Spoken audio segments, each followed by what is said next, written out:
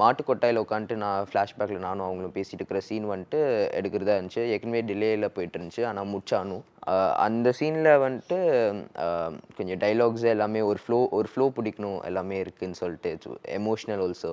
First இவங்க பண்ணிடுவாங்க.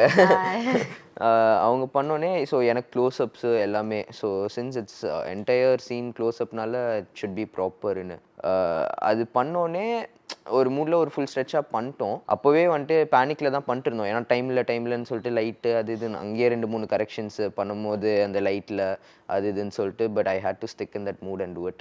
அது முடித்தோடனே பேக்கப்புன்னு சொல்லிட்டாங்க. ஓகே ஷார்ட் ஓகே பேக்கப்புன்னு சொல்லிட்டாங்க. என்னது பேக்கப்பா? அது லைக் ஒரே ஒரு டேக் தான் எடுத்தீங்க, பின்ன அது வந்துச்சா இல்லையான்னு எதுவுமே பார்க்கலையே. மெயினான சீன் வேறு. மெயினான சீனை லைக் நானும் முடிஞ்ச அளவுக்கு ஸ்கோர் பண்ணணும், like I have to give my best நெட்னு சொல்லிட்டு இது பண்ணிட்டு இருந்தேன். இல்லை நல்லா இருக்குன்னு சொல்லிட்டாங்க. எனக்கு நைட்லாம் தூக்கம் இல்லை. நான் வேறு அப்பா கால் பண்ணிட்டு ஏன் இந்த மாதிரி பண்ணுறீங்க, நானும் எஃபர்ட் போட்டுறேன்னு பண்ணிட்டுருக்கேன், இந்த மாதிரி கொஞ்சம் டைம் முன்னாடியே ஆரம்பிச்சிருந்தாச்சும் நான் முடிச்சிருப்பேன்னு சொல்லிட்டு.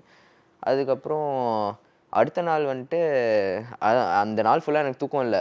அடுத்த நாள் நான் போயிட்டு கேட்குற வரைக்கும் அது ஓகேயான்னு ஒரு 10 வாட்டி டைரக்டர் சார்லேருந்து எல்லாத்தையும் இவங்களெல்லாம் எனக்கு தெரிஞ்சு தொல்லை பண்ணியிருப்பேன். இவங்களெல்லாம் ரொம்ப நல்லா இருந்துச்சு. நான் தான் பார்த்துட்டு ரொம்ப நல்லா இருந்துச்சு.